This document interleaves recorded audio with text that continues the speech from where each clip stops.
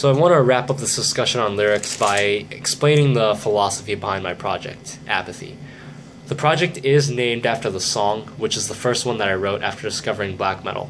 It started with the last two lines, "Live out your pathetic days in your apathetic way." As the lyrics expanded and I added music to it, I felt like the song really captured my thoughts so well that I decided to name the project after it. In retrospect, the song itself is, in my opinion, the weakest one that I've written so far, but in spite of that, the idea really still stands. So the philosophy behind Apathy is existential nihilism. It's totally original, first time ever been done by a black metal band, right? Well, the first two albums are your typical negative, depressive black metal albums. I do think I'm headed towards a newer direction, and that's really a result of changing perspective. But to really understand where I'm going, I'll have to explain where I'm coming from, so I'll start with a bit of history and philosophy. So the demo uses standard themes of depression, despair, suicide, but the main subject is regret, and that's really where I was at the time of writing it. A very negative state where I just wasn't doing a lot with my life, so I channeled those emotions into songwriting. It really takes this kind of mental state for someone to not only start exploring the ideas behind nihilism, but to go and accept it as well. Now, I'm not really qualified to discuss philosophy in this manner, but I have thought about the subject a lot, so I want to talk about how I understand it. The central idea behind existential nihilism is that life has no intrinsic meaning. Our existence is insignificant, and we have no ultimate purpose on this world. It's irrational in the sense that it really goes against our biological purpose to survive and pass on our genetic information, which is something that's coded in our DNA. Because I'm a scientific person, this is not something that I'll dispute. What I do believe is that the values we assign to things in life are arbitrary and they have no intrinsic meaning. Now, the biological drive we all have leads us to equate life with good and death with bad, kind of by default. We're conditioned by society through a series of rewards and punishments to think of life in terms of benchmarks of success and failure. This really puts an emphasis on the past, which we relive and regret, as well as the future, which we dread and also desire. The present really becomes lost in all of this. As success and failure stacks, the imbalance between the two that an individual experiences is ultimately going to drive them towards one side or the other.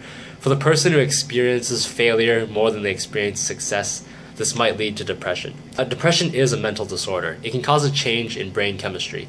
And for some people, this can create a flip in perspective. Life becomes difficult, burdensome, while death can be seen as release from it.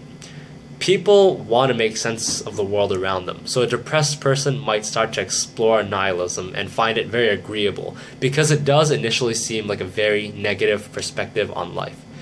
It's easy to say that life has no meaning, but I believe that there's still some separation between this negative state and full nihilism. The reason I say this is because negativity is still a product of the same system that produces positivity. It's just sitting on the opposite side of the spectrum. The suicidal person who exclaims that life has no purpose or there's no reason to live is driven to this point not because they truly believe that there's no reason to live, but that they failed to achieve that reason, the goals that they set for themselves. And it's the overwhelming emotion that's produced by this failure which drives them into this state.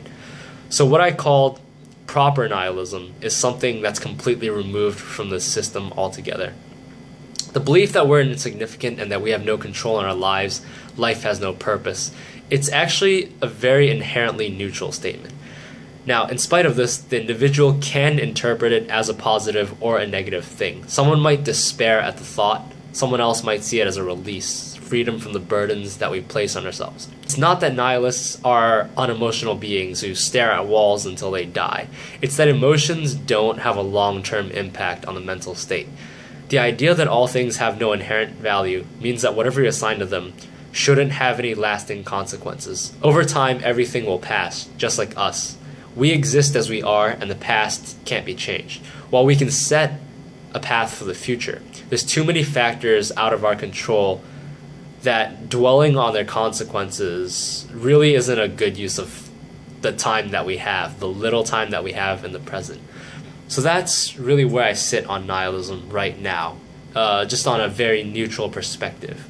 I know this talk was probably all over the place, but it's a general idea of how I see the world, and how I came to interpret nihilism for myself.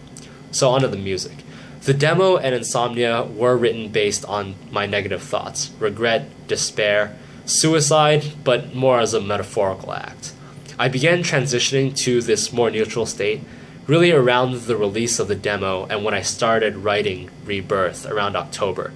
The interesting thing is that I didn't record Insomnia until December, so while the material was written beforehand, the negative feelings that I had while I was writing it don't actually end up on the performance, and that's one of the weaknesses of the EP, I feel. Although I might be the only person who actually hears it. I still really enjoy Insomnia, mainly because I'm still an insomniac. The subjects I discussed in the songs, sleep apnea, sleep paralysis, cyclic dreaming, they still happen to me, so it's not like I'm removed from the material. The emotions are gone, but I still remember them, and I can sort of put myself briefly into that state of mind if I really want to listen to the music again. Moving forward, Rebirth symbolizes my awakening as a musician. It incorporates the elements of my past that I intentionally neglected on earlier material, but it also represents the rebirth of my philosophy as a nihilist, from negative to a neutral one. And the lyrics present this perspective that I have currently on life and death. As of this video, the album has been fully recorded and roughly mixed for almost about 3 weeks now, but I've held on to it for several reasons. I feel like I rushed the release of Insomnia just to get it done, and there are some kinks that I wish I could have done better. So this time I'm really taking the time to make sure that everything's perfect. So I'm really going to hold on to the album for a couple more days. The release date I've set is March 18th, which happens to be my birthday. So that's just going to be another symbolic gesture on top of what's already there. The album art has been up for a while on Facebook, and I'm going to release a track list soon. There probably won't be a teaser video this time. I think the album should just be experienced from beginning to the end. As I've mentioned before, I've incorporated a lot of blues elements and some folk elements into the songwriting. At the base, it's still very much black metal. Now that I'm done talking about lyrics, I really want to finalize this whole series, put everything all together.